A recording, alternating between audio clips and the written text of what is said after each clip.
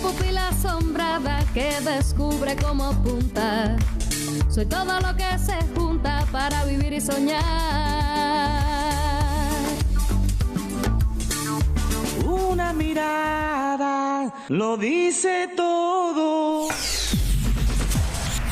Mi verso es de un verde claro y de un carmín encendido. Mi verso es un ciervo herido que busca en el monte amparo. Mi verso al valiente agrada. Mi verso breve y sincero es del vigor del acero con que se funde la espada. Con estos versos de José Martí poetizamos en La Pupila de hoy y emprendemos nuestra aventura espiritual que lleva por santo y seña, tú lo sabes, La Pupila Asombrada. Aquí donde siempre, siempre eres bienvenida, bienvenido y también viceversa.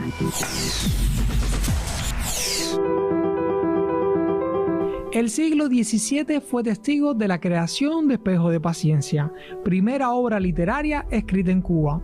Su autor fue el canario Silvestre de Balboa, quien se había asentado como escribano del Cabildo de la ciudad de Puerto Príncipe para luego contraer nupcias con la principeña Isabel de Consuegra. La obra fue descubierta dentro del libro Historia de la Isla y Catedral de Cuba, del obispo e historiador Pedro Agustín Morel de Santa Cruz. En ella se relata el secuestro del obispo Fray Juan de las Cabezas Altamirano en 1604 por el pirata francés Gilberto Girón. Su tiempo en prisión, su rescate y la posterior venganza del pueblo de Bayamo y la figura del esclavo Salvador Golomón. Está compuesta por 1211 versos divididos en dos cantos. El primero de ellos trata el secuestro y el rescate, mientras que el segundo narra la ejecución de la venganza. Silvestre de Balboa plasma en su obra componentes esenciales del criollismo. Sin embargo, su estilo de redacción tiene una marcada influencia de la formación poética que recibió en Palmas de Gran Canaria, motivo por el cual el carácter criollo de Espejo de Paciencia ha sido blanco de opiniones controversiales y diversas. Lo cierto es que su importancia no solo recae en ser la génesis de la literatura cubana, sino que además deviene en una cercana descripción de la sociedad de la época y el relato de un hecho de gran connotación. Balboa marcó el inicio de una alta tradición literaria en la ciudad de Los Tinajones, que continuó su legado con figuras como Gertrudis Gómez de Avellaneda, Aurelia del Castillo, Ricardo Escardó, Nicolás Guillén y otro importante número de escritores. Desde Audiovisuales Príncipe de la oficina del historiador de la ciudad de Camagüey, Alejandro García Gutiérrez, Sistema Informativo de la Televisión Cubana. Y por los caminos de Espejo de Paciencia entramos al mundo de la poesía. Y lo hacemos con alguien inmejorable para esta misión. Mi compañera de labores, más que mi invitada, mi compañera de labores de esta noche es Nancy Morejón. Bienvenida, Nancy. Muchísimas gracias. Qué rico que esté aquí, qué bueno. Una maravilla, una gran alegría. A nosotros realmente. Más. Nancy, Premio Nacional de Literatura. Y como yo decía al inicio de la presentación, alguien muy autorizado para hablar de los temas que tenemos en la agenda. Y es de la poesía. Y vamos al principio, sí, en el que nos coloca Espejo de Paciencia. 1608. 1608. Así empezó el primer documento, el primer patrimonio de la literatura cubana, por supuesto que fue la poesía. Y que tiene también la lucha popular, un negro como héroe, es decir, Salvador Golomón, ¿verdad? Y se supone también en toda esa polémica que fue tremenda, que la UNESCO siguió mucho en los años 60, que fue cuando lo aprendí yo, de manos de Mirta Aguirre, se decía que si era una cosa inventada, que lo que fuese, así empieza nuestra literatura. Y también se decía que Silvestre de Balboa, que es su autor, era de origen canario. Y sabes que esas diferencias todavía en la España de hoy pesan. Por lo cual hubo mucha animadversión en un momento determinado hacia el Espejo de Paciencia. Pero ahí está. Pero ahí está. Y en esta lógica de la poesía y también un poco la nación, porque ahí también hay una piedra fundacional es lo que importa, importante, sí, que es lo que nos hace mirar atrás. ¿Cómo explicar eso, Nancy? ¿Cómo desde su experiencia, desde sus estudios, poder darle un entendimiento a cómo se cruzan esos vasos comunicantes? Es muy importante en realidad el espejo, porque el espejo expone los componentes de alguna manera de lo que va a ser después nuestra identidad a todo lo largo del 18, del 19, del 20 y del 21. Donde se suman otras voces también, desde la poesía. Extraordinariamente. Hay un libro que para estos fines es importantísimo, que es el libro de Cintio Vitier, Lo cubano en la poesía, porque es un acercamiento a toda nuestra historia literaria, pero básicamente de la poesía en función de la búsqueda de una identidad, de la búsqueda de una imagen. Entonces ahí encontramos, por ejemplo, páginas extraordinarias acerca de José Jacinto Milanés. No se puede hablar del 19, no se puede hablar, hablamos de Heredia, pero tenemos que hablar de Milanés, o incluso de Manuel Sequeira, que era el poeta que pensaba que cuando se ponía un sombrero, debajo del sombrero él desaparecía. Y muchas anécdotas y muchas cosas interesantes. Es pesado y es complicado citar así al vuelo, porque siempre uno olvida a alguien. Por supuesto, Julián del Casal, al final, el mundo de los posmodernistas, de Juana Borrero, que es tan importante. Y yo creo que ahí hay que cruzar, por ejemplo, hacia el siglo XX y mencionar a dos grandes poetas cubanos de ese momento que entran en la vanguardia de una manera finísima y extraordinaria, como lo fueron Regino Botti y José Manuel Poveda. Y me doy el lujo de decir que eran dos orientales. Es importantísima esa categoría, ese mundo, esa visión, como esa dice, experiencia de vida también enorme, como distinta. Dice el mejor libro de ese momento que escribió Botti, que se llamó El mar y la montaña. Sabes que La Habana no tiene montaña, La Habana tiene río y tiene mar. Ahí en esa geografía él está definiendo también un modo de vida, una identidad. No es lo mismo nacer al lado de una montaña que no. Nancy, y en ese salto que usted está dando y que sabemos que siempre vamos a olvidar, pero no importa porque los nombres nos dan luces, está también Martí. Naturalmente, por supuesto. Es que siempre uno ve a Martí como alguien más allá, que cruza las fronteras de la poesía para legarnos, es decir, es un apóstol, es el héroe nacional, el autor intelectual del Cuartel Moncada. Es el misterio que nos acompaña. El misterio, ¿no?, que nos acompaña, como decía Lezama. Entonces, quería referirme ahora. Yo pienso que a un hallazgo de Mirta Aguirre, y por eso lo traigo aquí. Mirta Aguirre tenía la teoría de que en Cuba, en la isla, una de las mayores o la mayor de las Antillas, la poesía creaba poetas nacionales cada 50 años. Es decir, José María Heredia nació en 1803. José Martí en 1853. Y ya entrando el siglo XX, Nicolás Guillén, que se adelantó porque no nació en el 3, nació en el 2. Entonces, hoy por hoy nosotros tenemos que tener una visión de conjunto, y yo creo que es la teoría de Cintio también. A pesar de todas las distancias que pueda haber entre mi visión de la poesía cubana y la de Cintio, pero lo importante es los poetas cubanos que buscaban esa cubanidad, que la expresaron, que indagaron sobre ella y que la dejaron plasmada en sus poemas. Vamos a hacer una pausa en nuestra conversación, Nancy. Nos tomamos un respirito. Nos vamos con más de la Avellaneda, que es alguien que no mencionamos y también está en esa lista importante. Y regresamos en esta visión humanista que Nancy empezaba a esbozar. Gracias, Nancy. No, gracias a ustedes. Por estos días estoy leyendo obras de una escritora camagüeyana extraordinaria y quiero que me permitan compartir saberes de su vida y obra identificada generalmente por títulos como Sab, Al partir. Maravillosas, sin dudas, maravillosas. Pero es toda su obra la que incita a investigadores, estudiosos y lectores apasionados. Se trata, amigos míos, la mayoría lo sabe, claro, de Gertrudis Gómez de Avellaneda, nuestra querida Tula. Nació el 23 de marzo de 1814 en la otrora villa de Santa María del Puerto del Príncipe. Desde pequeña mostró interés por la literatura. Sus lecturas favoritas fueron las obras de los grandes románticos franceses e ingleses, entre ellos Víctor Hugo y Lord Byron. Para quien sufrió de muy diversas maneras los avatares de la vida, reconforta saber que una infancia feliz tuvo al menos hasta los 8 años. A esa edad, pierde a su padre y este doloroso acontecimiento tuvo consecuencias en su vida. En 1836, la familia decide trasladarse a España y este hecho le desgarra e inspira su poema Al partir. Perla del mar, estrella de occidente, hermosa Cuba, tu brillante cielo, la noche cubre con su opaco velo como cubre el dolor mi triste frente. En ciudades de España como La Coruña, Andalucía, Sevilla y Madrid, dejó huellas de su obra, pero también pesares que marcaron su vida sentimental. Gertrudis Gómez de Avellaneda, Tula o La Peregrina, seudónimo con el que publicó varias de sus obras, es de esas mujeres notables en el ámbito intelectual cubano y universal. Escritora y poetisa del romanticismo hispanoamericano, fue también precursora del feminismo. Además de la poesía, escribió novelas, teatros, comedia.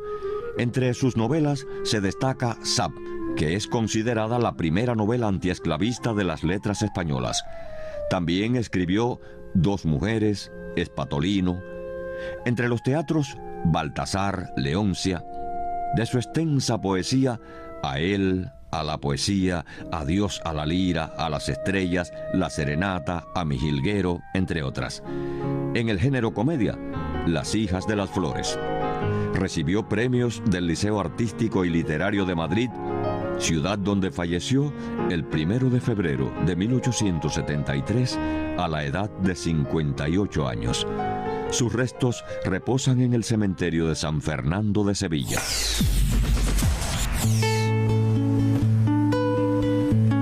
Bueno, y hablando de poetas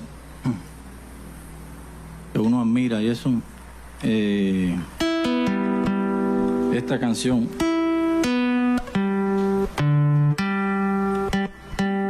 utiliza y trata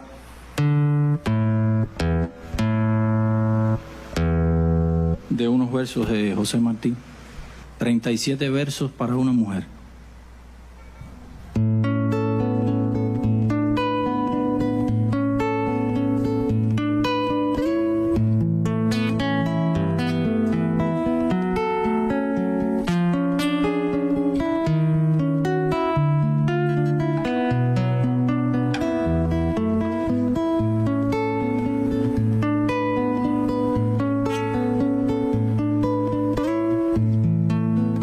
Estoy velando la esquina por donde pasan tus gatos. Se está quemando el arroz en la cocina. Mi humanidad te respira y entre el olor a tostado se concentran los pecados de mi vida. Hoy que llegué tan lejos hasta el salón donde bailan los caramelos largos que me faltan, y es que no hay encanto mayor que escuchar los pies de tu corazón cuando se acerca al mío. Ay, oh, veru, veru,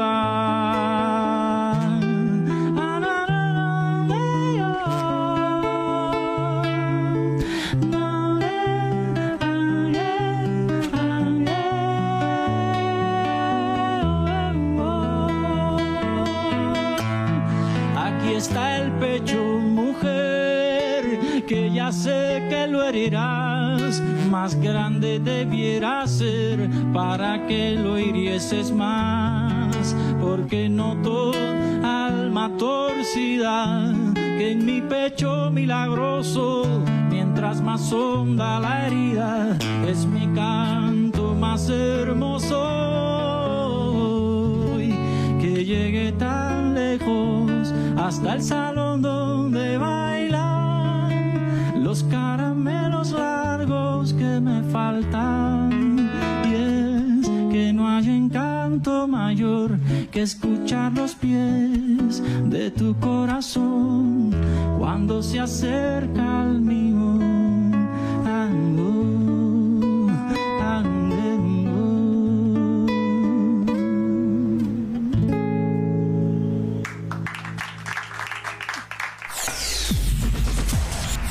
andando. Nancy, yo sé que a usted le va la vida en la poesía. Sí. Y voy a ser un poco de abogado del diablo, provocándola. Alguien podría pensar que con los imponderables de la vida cotidiana que son tan urgentes, y estas dos mujeres que hacen hablando de poesía a estas alturas de la noche, No, mira, y quiero su respuesta. Claro, mi respuesta, bueno, es muchas de las cosas que hemos dicho en los festivales de poesía de La Habana, que es que la poesía es un bien común. Es un bien de primera necesidad.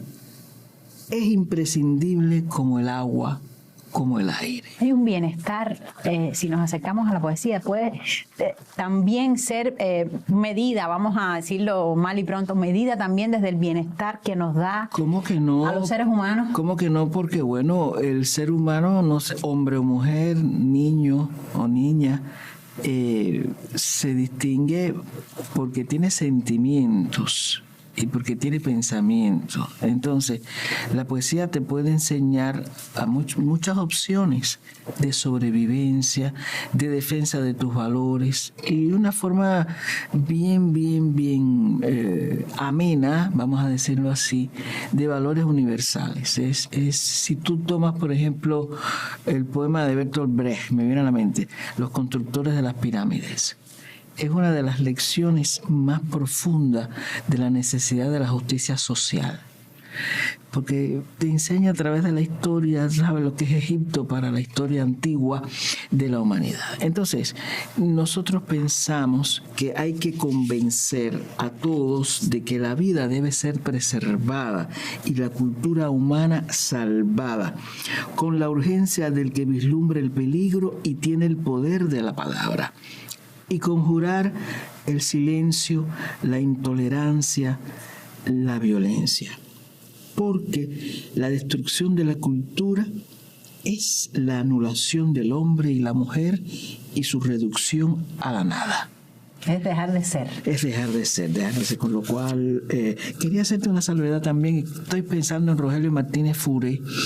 Estoy pensando en Jorge Salamea, gran escritor colombiano que obtuvo en 1967 el Premio Casa de las Américas con un libro que se llamó La poesía ignorada y olvidada. Y es un libro que deben de buscar los jóvenes que nos estén mirando, porque allí hay un respeto, una consideración, un fundamento de la tradición oral, porque a veces la poesía se traslada de generación en generación, de abuelos a padres, de padres a hijos. Y esto es una forma de verdad muy importante. Furé pudo recoger mucho de lo que fue poesía anónima africana ya en una fecha tan temprana como 1963. Que ahí también estamos nosotros. Ahí también estamos. Es la tradición oral que hizo posible los motivos de son de Nicolás Guillén en 1930. Usted que nos ha llevado a África con esta evocación que hacía de Rogelio Martínez Furé, yo sé que usted quería terminar con alguien que no es un poeta, digamos, literalmente, pero hizo poesía con su vida, con su práctica, con su actuación. Exactamente. Nelson Mandela. Es una cosa bellísima que alguna vez en casa de Nadine Gordimer yo pude captar y escribí. Yo soy analógica y hago notas, como pueden comprobar. Decía Mandela: no soy verdaderamente libre si le quito a otro su libertad. Tanto el oprimido como el opresor, ambos han sido despojados de su condición humana. Ahí está también la poesía.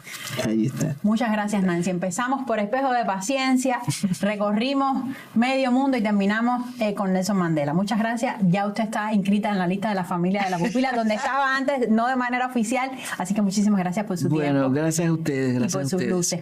Y nosotros entonces nos vamos hasta Santiago de Cuba, detrás de José María Heredia.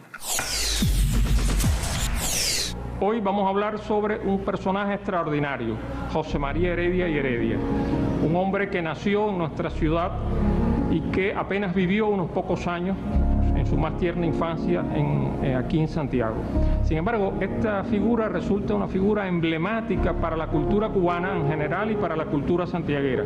Y la pregunta interesante es ¿por qué razón Heredia resulta una figura tan importante, tan trascendental para la cultura nuestra? Y la respuesta es muy sencilla, es que Los versos de Heredia contribuyeron de manera significativa a la cristalización de la cultura cubana. Es decir, Heredia su poesía contribuyó al tránsito de lo criollo a lo cubano, ese momento tan delicado en el cual dejamos de ser criollos para convertirnos en cubanos.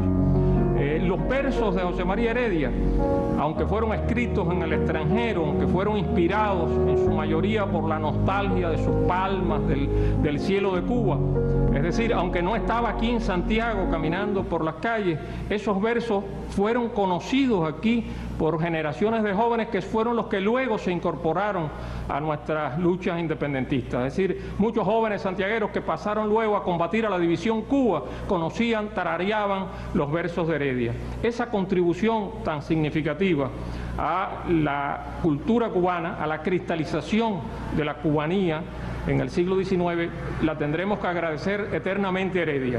Y eso es lo que hace que Santiago, la ciudad de Santiago, haya defendido durante más de 100 años el hecho de que Heredia haya nacido aquí. Este es un lugar sagrado para la cultura cubana, porque la poesía de José María Heredia contribuyó a forjar el alma cubana al estimular la cristalización de la idea de la independencia en los criollos del siglo XIX.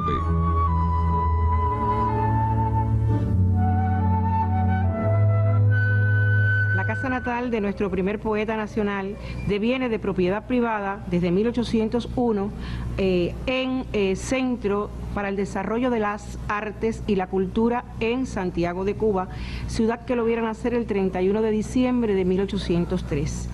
Desgraciadamente, como se sabe, en esta casa José María Heredia y Heredia vivió solamente aproximado de 2 años y meses. Nació el 31 de diciembre de 1803 y sale con sus padres de esta ciudad en febrero de 1806. Por tanto, como decía Rafaela Chacón Nardi en su poema dedicado a la casa, solo vio José María 2 primaveras en este inmueble. La casa tuvo varios momentos en el sentido del rescate de la labor patrimonial de la figura de Heredia y de su descendencia en nuestro país. Se constituyó en Santiago la Junta Heredia por un grupo de ilustres santiagueros, presidida por Eduardo Llero Buduén, a instancia de Federico Pérez Carbó, don Emilio Bacardí, entre otras personalidades del mundo de la cultura, periodistas, escritores, médicos, arquitectos, etcétera, que crean esa sociedad para adquirir la casa y convertirla en el centro de la cultura desde el siglo XIX hasta nuestros días.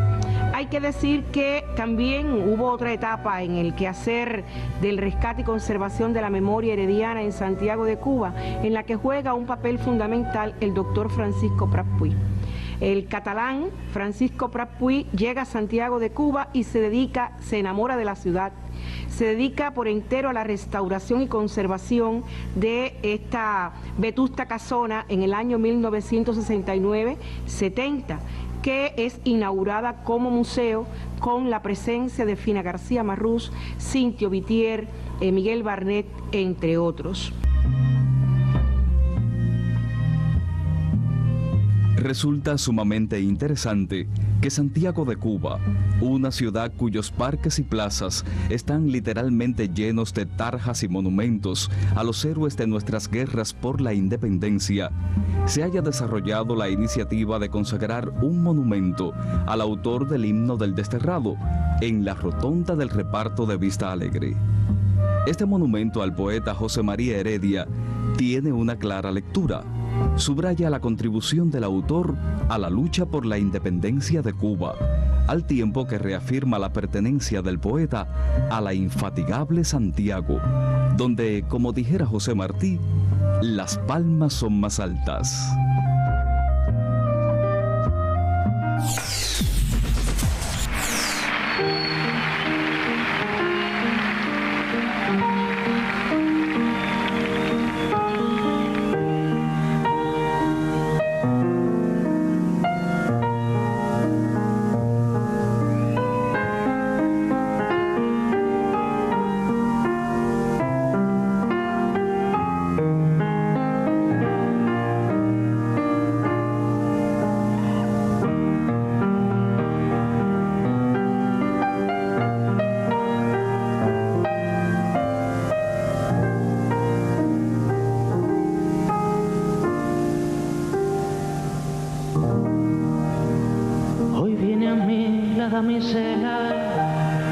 soledad, con Pamela impertinentes y botón de amapola en el oleaje de sus vuelos. Hoy la voluble señorita es amistad y acaricia finamente el corazón con su más delgado pétalo de hielo. Por eso hoy gentilmente te convido a pasear por el patio hasta el corrido pabellón de aquel árbol que plantaron los abuelos. Óyele en sueños como el musgo en el brocada, dibujando los abismos de un amor melancólico, sutil, pálido cielo. Viene a mí a avanzar, viene tan despacio, viene en una danza leve del espacio. Cedo me hago lacio y ya vuelo a ver, se mece la nave lenta como el tul en la brisa suave, niña del azul.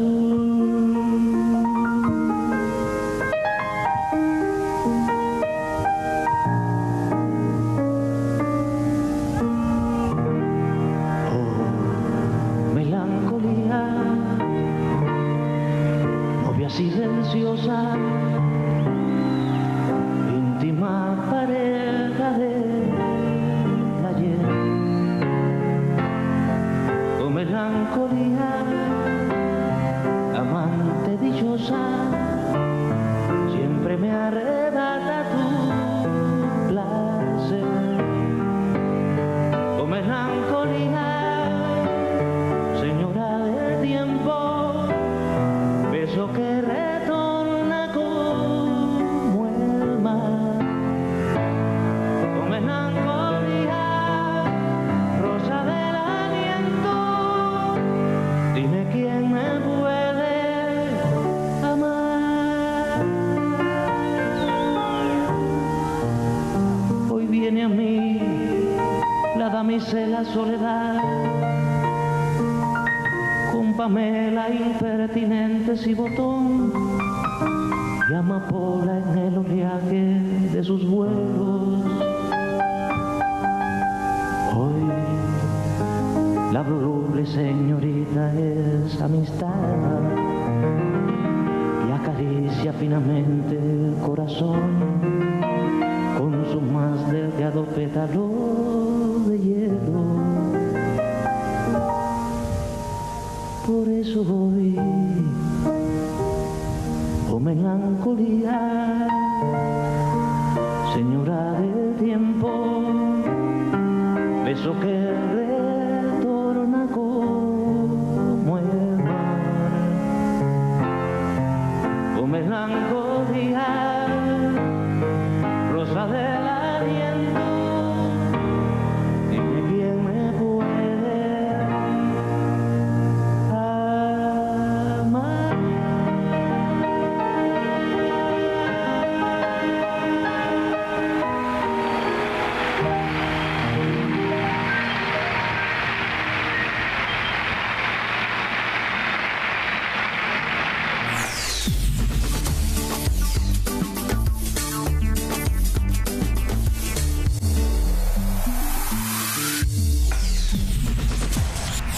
Y llegó el tiempo en el que nos ilustramos las pupilas con Omar Baliño. Bienvenido, Omar.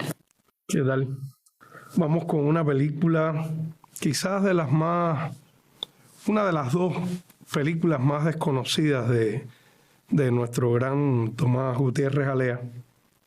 Una película que se remite al siglo XVII, o sea, estamos en los 1600, en la zona de la ficción de la película, basada en un libro del sabio cubano Fernando Ortiz, historia de una pelea cubana contra los demonios. De ahí el título de la película, una pelea cubana contra los demonios.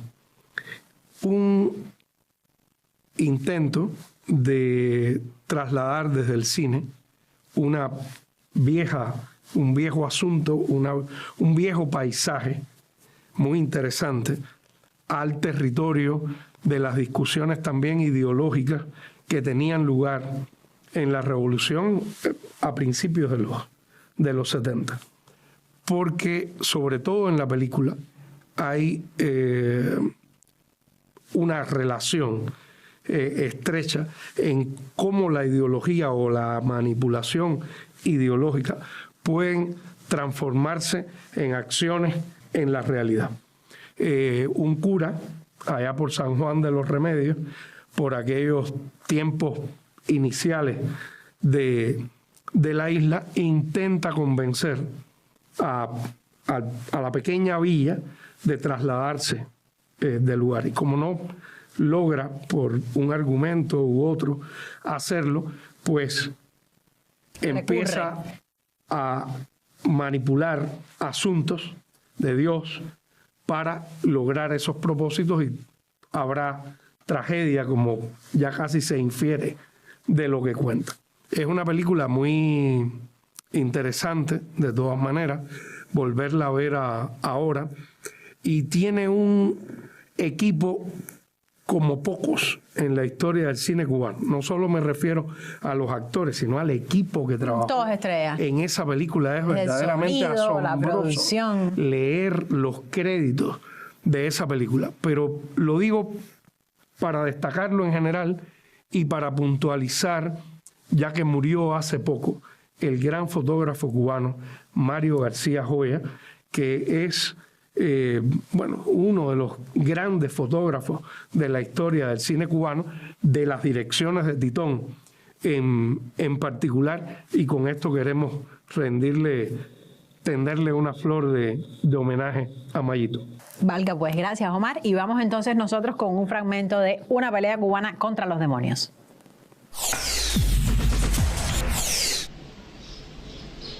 La situación es esta. El padre Manuel quiere que vayamos a habitar tierra adentro, lejos de la costa, porque según dice, es la única manera de evitar el contrabando con herejes, en el cual participa la mayor parte de este pueblo corrompido. Eso dice él. Cada uno de nosotros desea quedarse aquí por una razón distinta. En definitiva, nos sentimos bien aquí. Esta villa fue fundada hace más de 100 años y aquí está el afecto de todos sus pobladores. Por otra parte, las tierras que nos propone el padre Manuel no pueden compararse con las de este lugar. Pero los ataques... Sí, es verdad que los piratas son una amenaza constante, pero no es necesario estar en la costa para ser atacados por los piratas. Puerto Príncipe, que está en el centro de la isla, también ha sido atacada repetidas veces y saqueada e incendiada. Luego parece que no hay razones suficientes que justifiquen el traslado de la villa a otras tierras. Eso, sin contar con que en la mudanza se ocasionarían pérdidas de hacienda y hasta muerte por el cambio a diferentes temperamentos, siendo este, como es, absolutamente el mejor de toda la isla. Pues ha habido aquí hombres de más de 100 años y regularmente de 70 y 80. Pero el padre Manuel insiste. Y no se contenta con decir todo lo que quiere en sus sermones, muy respetables, sino que ha hecho todo lo posible por convencer al gobernador general y al obispo de que el traslado de la villa es necesario. Evidentemente, el padre Manuel está excediéndose en sus funciones y nosotros tenemos que hacer algo por impedirlo.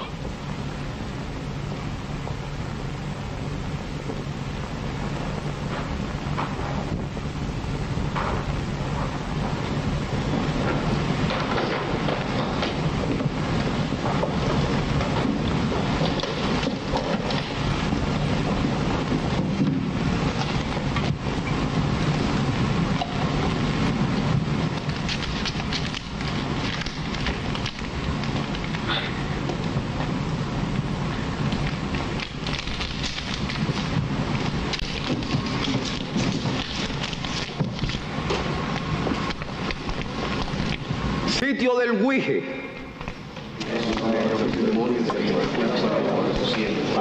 En ese mismo día juré sacarlos de tierra de Egipto y conducirlos a tierra que tenía yo prevista para ellos.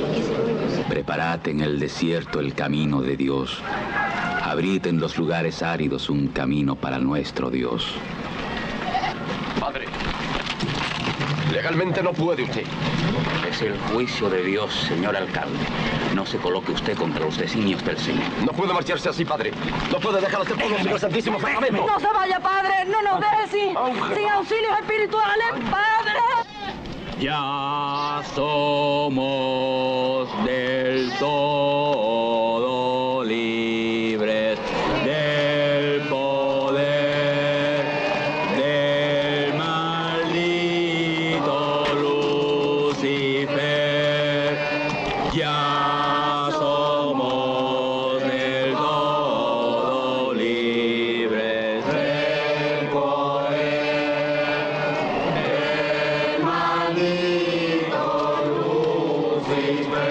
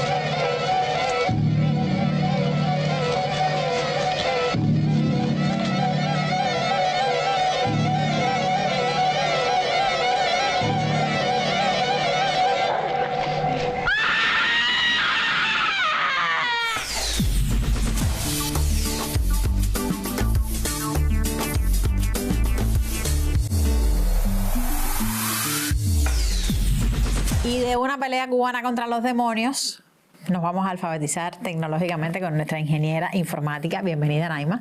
Un placer, como siempre, Karen. Hoy estás explícitamente martiana. Exactamente. Y vamos a ir hacia la página principal del Centro de Estudios Martianos, que es la que estamos viendo en las pantallas. Este portal, que se puede acceder por la dirección josemarti.cu, nos va a dar un acercamiento al quehacer de la vida del Centro de Estudios Martianos.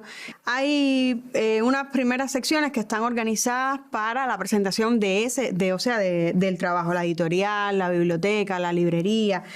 Hay una sección de efemérides, hay una que me llama mucho la atención, que es una galería en la cual hay imágenes hechas sobre Martí, pinturas, dibujos, y adicionalmente hay una sección en la que son dibujos hechos por Martí, lo cual no deja de ser curioso imaginarse a Martí entre todo lo que hacía, bueno, pues también dibujando.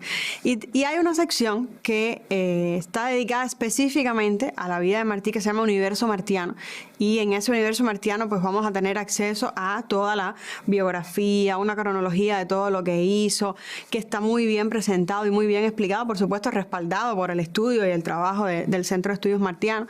Vamos a tener un acercamiento al proyecto de la edición crítica de las obras completas, quiénes son los que han colaborado de las diferentes instituciones, personalidades, no solo de Cuba, sino también del mundo. Y quiero marcarte que en la página de inicio de este portal vamos a encontrar 4 aplicaciones desarrolladas para dispositivos móviles que ya nosotros habíamos presentado en el programa. Una está dedicada a los cuadernos martianos, las obras completas, los aforismos. Y nosotros en secciones anteriores las habíamos traído programas que se podían descargar desde APCali, pero también están en la página de inicio del portal, que con un clic se pueden descargar y las podemos tener en el teléfono. Y una que nosotros presentamos solo cuando estaba iniciando y no tenía todavía la información es la de las efemérides, que cada vez que hay una efeméride que tiene que estar reflejada en la cronología de la que te hacías referencia, pues entonces nos va a mandar una notificación de que ese día pasó ese hecho que está relacionado directamente con la vida de Martí. Pues muchísimas gracias, Naima. Un placer, como siempre. Nos vemos la semana que viene. Hasta la semana que viene. Bayamo es ciudad antigua, Sitio de acendradas tradiciones nacidas al calor fundacional de nuestra cubanía. Aquí se vivió de manera intensa durante la segunda mitad del siglo XIX, cuando artes, filosofía, cultura y sociedad se juntaban en pos de comunes anhelos. En ese contexto nació la bayamesa. No recuerdas en ti bayamesa. Cuentan por estas calles que en aquel marzo lejano, al salir del teatro La Filarmónica, un grupo de jóvenes conversaban animadamente. Uno de ellos, Francisco del Castillo, pidió entonces a sus amigos Carlos Manuel de Céspedes y José Fornaris que le ayudasen a resolver cierto entuerto de amor con su esposa Luz. Quería algo nuevo, bien bayamés, que trascendiera y causara admiración. Quedó pactado el compromiso. Muy pronto ofrecerían inolvidable serenata en la calle de El Salvador, ante la ventana de María Luz Vázquez y Moreno. Para sumarle atractivos al hecho, invitaron al reconocido tenor Carlos Pérez. No recuerdas que un tiempo dichoso me extasié en tu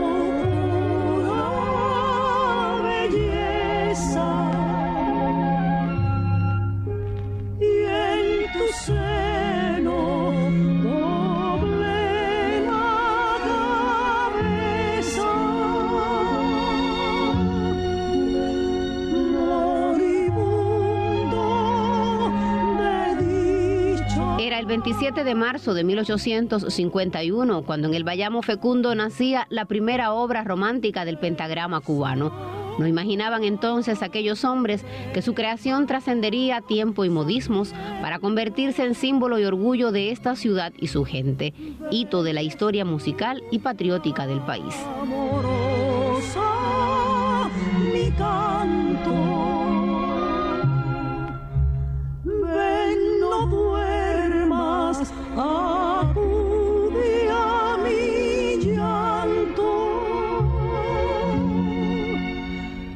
Del matrimonio de Luz y Pancho del Castillo nacieron 7 hijos. Ella estuvo entre las primeras bayamesas en incendiar su casa durante la madrugada del 12 de enero de 1869. Como Céspedes y Carlos Pérez, partió a la Manigua Redentora, donde desafiaron hambre, muerte, frío y enfermedades, donde los versos sublimes de la bayamesa se transformaron en canto patrio y volvieron a ser entonados con la misma pasión de antaño. No recuerdas en ti bayamesa que tú fuiste mi sol refulgente y risueño en tu lánguida frente, blando beso imprimí con ardor. No recuerdas que un tiempo dichoso me extasié con tu pura belleza y en tu seno doblé la cabeza, moribundo de dicha y amor. Ven, asoma a tu reja sonriendo, ven, escucha amorosa mi canto, ven, no duermas, acude a mi llanto,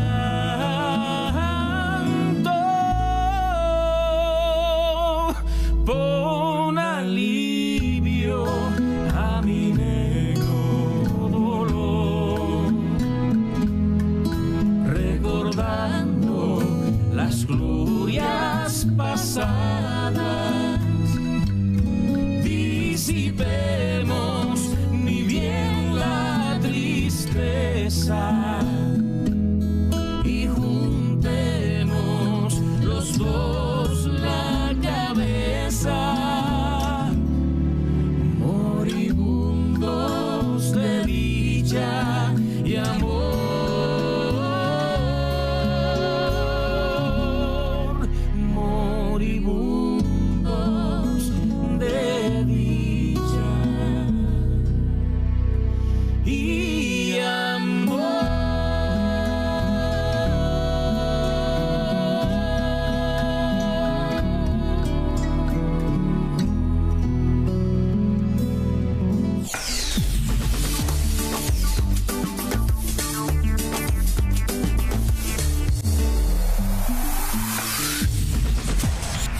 Eduardo Sosa, Annie Garcés y Luis Franco en la Bayamesa. Fide, bienvenido. La Bayamesa de Céspedes. De Céspedes, Fornaris y Castillo. Porque has dicho tú aquí otras veces que tengamos en cuenta que hay más de una Bayamesa. Vamos a hablar de todo eso. Yo creo que la historia de Cuba es un gran poema. Están siempre todas las luchas vinculadas con los poetas, bueno, de Céspedes, Fornaris y Castillo, que muchos años antes del 68, que se lanzan a la guerra de independencia, pues ya estaban haciendo canciones bohemias, la que se considera la primera canción cubana, propiamente cubana, con la famosa historia con Luz Vázquez, que también fue una de las independentistas de las que quemó su casa en Bayamo. Una historia muy hermosa. Y la progresión en la historia tiene que ver con todo esto. En el 95, bueno, Martí, que es el crisol que funda, que digamos... Que cuaja también. Que cuaja toda esa historia de todos los poetas que lo habían precedido. Y después, bueno, Villena, en fin. Hay una historia hermosísima en la que está trova, historia, hechos históricos, revolución. Nación cubana, patria, como tú decías al inicio. Y yo creo que es muy hermoso. En el año 18, Sindo Garay compone otra pieza que se llama La Mujer Bayamesa, como estábamos hablando aquí, y que es precisamente cantándole a esa mujer que quema su casa en Bayamo. Vamos, esto extra, ¿me entiendes? Decir, voy a quemar mi casa con todos mis recuerdos, me voy para la Manigua con mis hijos, es un gesto de una hidalguía extraordinaria, es un gesto, es un patriotismo inmenso. Y bueno, Sindo recoge esto en el año 18, Sindo, que era un gran patriota, que había sido correo de los Mambises cuando era chiquito, y Sindo, que cantó también de diversas maneras a la patria, recogió esta historia hermosa con que nos vamos a despedir. Pero antes, vamos a otro video con una pieza que además se montó con una pieza de los Matamoros, Sombra que Besa, y que coge la historia de los lugares donde estuvo preso y fusilaron a Juan Clemente Cenea, otro de los grandes poetas. Un video del año 43, del año 1943, que lo encontré en las redes buscando, rastreando para el programa. Navegando. Y apareció esa pequeña maravilla que firman esos lugares.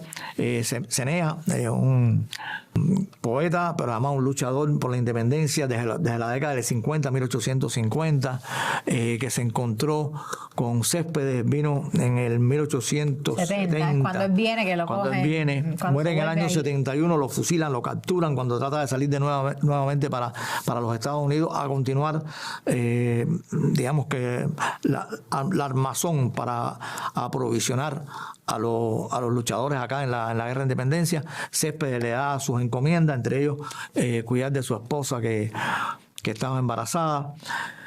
Y bueno, Cenea es capturado, está unos meses prisionero y lo fusilan en los fosos de la Cabaña.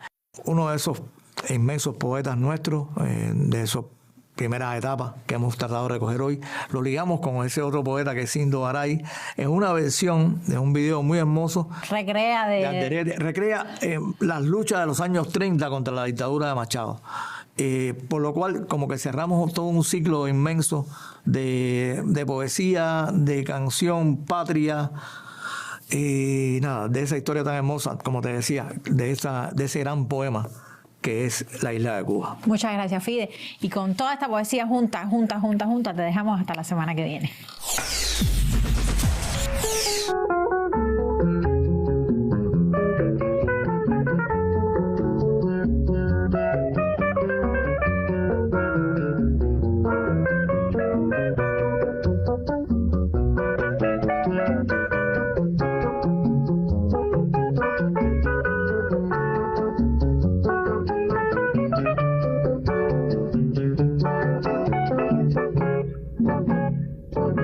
Llevé de tus labios los besos más sinceros, se quedó entre mi corazón todo tu calor. Cuando otro te bese, recordarás mis besos, seré como una sombra que empañará tu amor. Cuando en tus lindos ojos alguien quiera mirarse, una sombra oculta, esa sombra soy yo, que vivo del recuerdo más dulce de tu vida, una sombra que besa.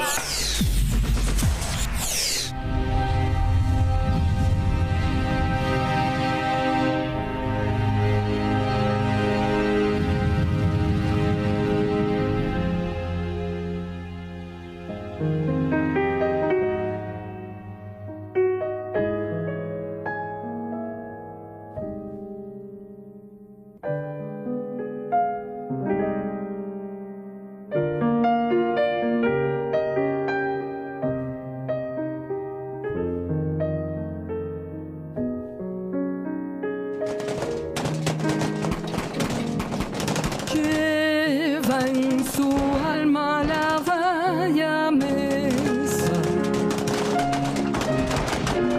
tristes recuerdos de tradiciones, cuando contempla sus verdes llanos,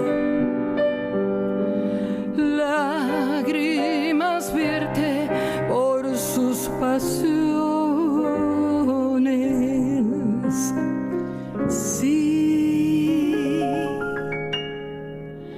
ella sencilla le brinda al hombre virtudes todas y el corazón, pero si siente de la patria el grito,